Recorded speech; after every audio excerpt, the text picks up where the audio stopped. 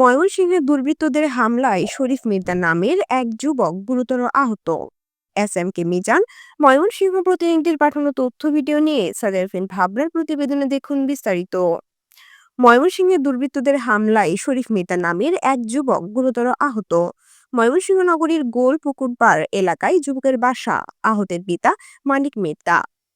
আহত শরীফ Mirza Mymensingh medical college হাসপাতালে ভর্তি রয়েছেন।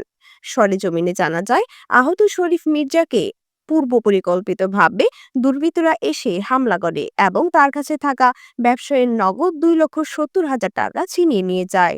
হামলার সময় টাকা দিতে অস্বীকৃতি জানালে দুর্বৃত্তরা তাকে ছুরি দিয়ে শরীরের বিভিন্ন জায়গায় আঘাত করে। ঘটনাটি ঘটে 10ই জুন মঙ্গলবার রাত্রে নগরীর স্বদেশী বাজার এলাকায়। এ বিষয়ে ময়মনসিংহ কোতোয়ালি মডেল থানায় এক লিখিত অভিযোগ দায়ের করা হয়েছে। অভিযোগ পেয়ে অফিসার ইনচার্জ বলেন, অভিযোগ পেয়েছি, তদন্ত সাপেক্ষে ব্যবস্থা নিচ্ছি। আমার নাম মোহাম্মদ শরীফ মৃধা। আমার বাসা গোলপুকুরপাড় 7 নম্বর ওয়ার্ড।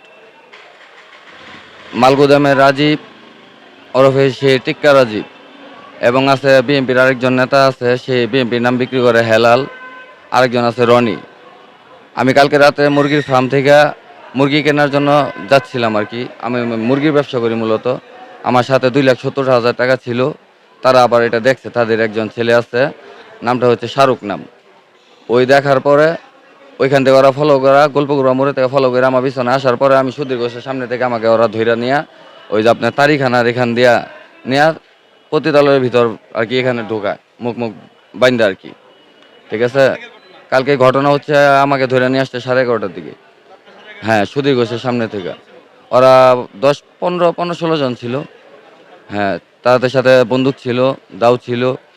ঠিক আছে, আর শাহরুখ যে ছেলেটা মারছে ওই ছেলের সাথে চাকুটা যে ছিল আমাকে যে পার যে দিছে, চাকু ভিতরে ঢুকানো ছিল, চাকু আছে। চাকু পরে আমি টান দিয়ে বের করছি, টিস্যু লাগায় টান দিয়ে বের করছি, চাকু আছে। তা মূলত সাধারণ জনগণ যে কার্য করে এখানে যা ওরা চাঁদা চায় যে তোমরা মারামারি করছো, টাকা দেও। এটাই মনে করেন। আমি কেন, হ্যাঁ, প্রথম রাজীব ছিল, রাজীব টুলের মধ্যে বসে ছিল ওই যে শাহরুখ, আর শাহরুখের সাথে যে সোহেল, আরো ছেলেবেলে আসছিল সব। হ্যাঁ জানতো, আমার সাথে অল টাইমে টাকা থাকে। না না, এই পর্যন্ত আর টাকা পাই নাই। আমার মোবাইলও একটা নিয়ে গেছে ওরা। হ্যাঁ না, থানা এখন বন্ধ। আমার তো এখন অসুস্থ। আমার দাবি এটা সুস্থ, আমি বিচার চাই। তারা